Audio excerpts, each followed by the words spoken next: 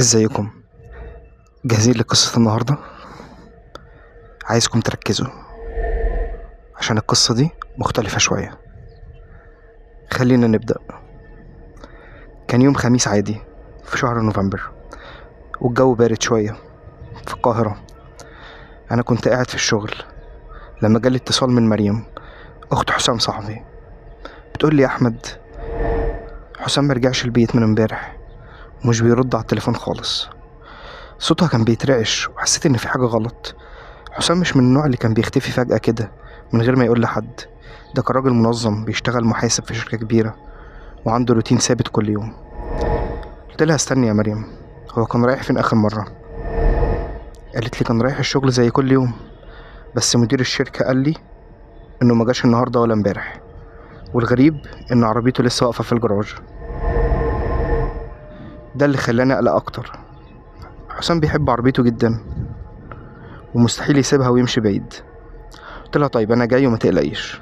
سبت الشغل على طول ونزلت للشارع في الطريق لبيت حسام. كنت بفكر في آخر مرة شفته فيها، كان ده من حوالي أسبوع، وكان شكله طبيعي مبسوط. حكالي وقتها إنه هيتقدم لواحدة اسمها سلمى، شافها في كافيه قريب من شغله.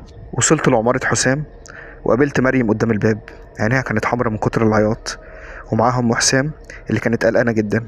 بتقول لي: يا أحمد، خش شوف أوضته، يمكن تلاقي أي حاجة تدلنا عليه. طلعنا فوق، وأول ما دخلنا أوضة حسام حسيت إن في حاجة غريبة. كل حاجة في مكانها، السرير مترتب، الهدوم متطبقة في الدولاب، بس المكتب مش مترتب زي العادة. كان في أوراق كده متبعترة في كل مكان، ودفتر ملاحظات مفتوح على صفحة فاضية. سألت مريم: هو حسام بيكتب ايه في الدفتر ده عادة؟ قالت لي: ده دفتر شغله، بيكتب فيه المواعيد والحسابات المهمة. قلبت في الدفتر ولقيت حاجات عادية، مواعيد، أرقام، أسماء عملاء. بس في الصفحة الأخيرة لقيت حاجة غريبة، كان مكتوب بخط إيده: الموضوع أكبر مما كنت أتوقع، لازم أخبي الأوراق في مكان آمن. إذا حصل لي حاجة دوروا عليا في المكان اللي بنلعب فيه من زمان. استغربت، المكان اللي بنلعب فيه زمان؟ سألت مريم. فكرت شوية وفجأة افتكرت، ده كان مخزن صغير على سطح العمارة، كنا بنروح له أيام الطفولة، بنلعب فيه ونستخبى. تعالي نشوف. طلعنا على السطح والمخزن كان لسه موجود، بس مقفول بقفل قديم. دورت على المفتاح في جيوب لبس حسام ولقيته في جاكيت معلقه في الدولاب.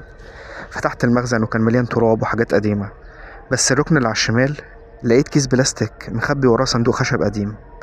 جوه الكيس كان في مجموعة أوراق ومستندات وصور. أول ما بصيت عليها حسيت بدوخة. الأوراق دي كانت عن شركة حسام، وفيها تفاصيل عن عمليات غسيل أموال كبيرة وأسماء أشخاص مهمين في الدولة ورجال أعمال معروفين. قلت: خبر أبيض، حسام اكتشف عملية فساد كبيرة في الشركة. كنت بشوف الأوراق لما سمعت صوت عربية بتقف قدام العمارة. بصيت من الشباك ولقيت عربية سودا كبيرة نزل منها 2 رجالة في بدل رسمية. قلت لها: مريم، انزلي بسرعة وقولي لأمك ما تفتحش الباب لحد، وكلميني لو حد طلب يطلع فوق. خدت الأوراق ونزلت من السطح، بس ما روحتش للشقة. نزلت من على السلم الخلفي وقفت في الشارع الجانبي أراقب الوضع. شفت ال2 رجالة طلعوا لشقة حسام، وبعدين طلعوا على السطح. بعد شوية نزلوا شكلهم مش مبسوط. طبعا الأوراق ما كانتش موجودة. اتصلت بمريم: أنا مش هطلع دلوقتي، هفضل أدور على حسام، وما تحكيش لحد على الأوراق دي. رحت لشركة حسام وحاولت أكلم زمايله. معظمهم قالوا إنه كان شغال عادي، بس واحد منهم اسمه كريم سحبني على جنبه وقال لي: يا أحمد، حسام من كام يوم كان بيسأل أسئلة كتير على الحسابات، وكان بيشتغل ساعات إضافية مش مطلوبة منه، والمدير كان متضايق من ده جدا. تفتكر المدير ممكن يكون عمل له حاجة؟ المدير ده راجل خطير وليه علاقات واسعة. أنا مش بقول إنه عمل حاجة، بس حسام كان بيحاول يفهم نظام الحسابات اللي هو مش مسؤول عنه. خرجت من الشركة وأنا عارف إن حسام اكتشف حاجة كبيرة ودفع التمن، بس لسه مش عارف هو فين دلوقتي. قررت أروح للكافيه اللي حسام قال لي عليه، اللي شاف فيه البنت سلمى. ممكن أكون محتاج أكلم البنت دي. الكافيه كان في منطقة في وسط البلد، مكان لطيف ومليان شباب وبنات. سألت عن بنت اسمها سلمى، وصاحب الكافيه عرفها على طول. سلمى دي بتيجي هنا كتير، بنت لطيفة ومؤدبة، تشتغل في شركة محاماة قريبة من هنا. خدت العنوان ورحت للشركة. لقيت سلمى بنت في العشرينيات، جميلة وذكية. أول ما عرفت إني صاحب حسام اتغير لونها. حسام؟ أيوة أنا أعرفه، كلمني كذا مرة، بس أنا ما كنتش مهتمة بعلاقة عاطفية أصلا. قلت لها طب اخر مره شفتيه امتى؟ قالت لي من حوالي 3 ايام، كان عايز يقابلني ضروري، قال لي عنده موضوع مهم كان عايز يكلمني فيه، مش موضوع شخصي. قلت لها وقابلتيه؟ اه قابلته في حديقه الازهر، والموضوع كان غريب جدا. سلمى حكت لي ان حسام جاب لها اوراق وقال لها انه اكتشف عمليه فساد كبيره في شركته، وانه عايزها تساعده قانونيا لانها محاميه. قالت له ان الموضوع خطير جدا، وانه يروح للنيابه او الرقابه الاداريه احسن، بس هو كان خايف ان الموضوع اكبر من كده. وبعدين ايه اللي حصل؟ قال لي انه هيفكر في الموضوع وانه هيكلمني تاني، بس ما كلمنيش. خرجت من عند سلمى وانا حاسس ان حسام لسه عايش بس في خطر كبير. قررت ارجع لبيته تاني ادور اكتر. في الطريق اتصلت بمريم اطمن عليها، بس اللي رد كان صوت راجل مش صوتها. مين ده؟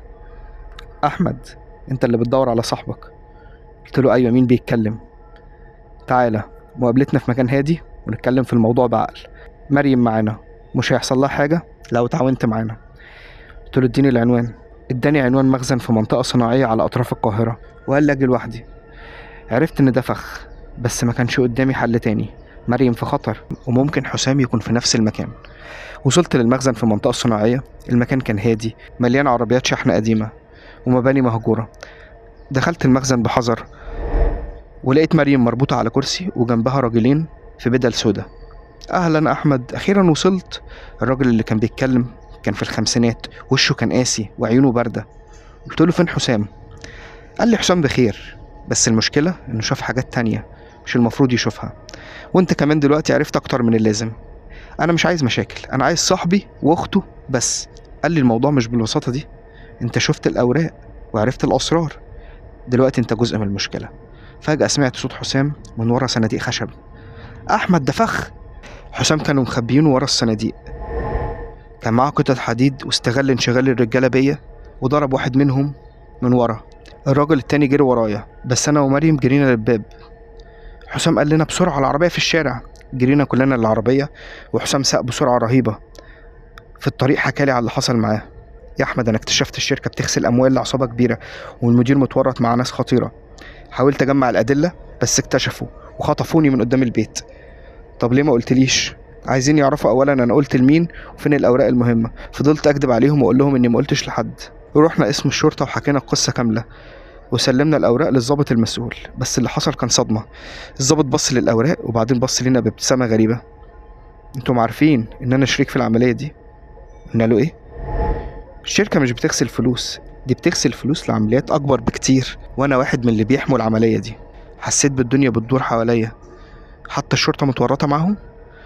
بس حسام كان اذكى مننا، هو كان عارف ان ممكن يحصل فعمل خطة احتياطية. انت فاكر ان انا اديتكم كل الاوراق؟ حسام ضحك ضحكة كده. انا عملت كوبي من كل حاجة وبعتها لجريدة مستقلة وللنيابة العامة. لو احنا ما رجعناش بيتنا سالمين النهاردة كل حاجة هتتنشر بكرة في الجرايد. الضابط اتعصب، بس كان عارف انه في ورطة كبيرة دلوقتي. ومش كده وبس، قلت له انا سجلت كل اللي قلته دلوقتي، والتسجيل اتبعت لاكتر من واحد. في النهاية القصة اتنشرت في كل الجرايد والمواقع، والشركة اتقفلت، والمدير والضابط وعصابة كاملة اتقبض عليها. حسام بقى بطل قومي، وسلمى اللي ساعدتنا عن طريق القانون اتخطبوا وبعدين اتجوزوا. أما أنا فتعلمت إن الصداقة الحقيقية مش بس في الأوقات الحلوة، ده في الأوقات الصعبة كمان. وإن أحيانا الشجاعة مش إنك تحارب، ده إنك تفضح الحقيقة حتى لو كانت خطيرة. دلوقتي كل مرة نقعد مع بعض حسام بيحكي لنا تفاصيل جديدة عن القصة، وإزاي خبى الأوراق المهمة في أماكن مختلفة عشان يضمن سلامتنا كلنا. والحقيقة الموضوع ده خلاني أفهم إن في ناس كتير حوالينا بتحارب عشان العدالة والحق حتى لو كان التمن غالي، وإن الفساد مهما كان قوي في النهاية الحقيقة هتطلع للنور. هي دي قصة اختفاء حسام اللي علمتني إن أحيانا الحقيقة أغرب من الخيال، وإن الأبطال الحقيقيين مش دايما في الأفلام، أحيانا بيكونوا قاعدين جنبنا، أو حتى بيكونوا إحنا نفسنا لما نختار نعمل الصح. لو عجبك الفيديو ووصلت معايا للنقطة دي ما تنساش تعمل اشتراك للقناة ولايك للفيديو عشان يجيلك فيديوهات تانية كتير وغموض وقصص واقعية زي دي. سلام.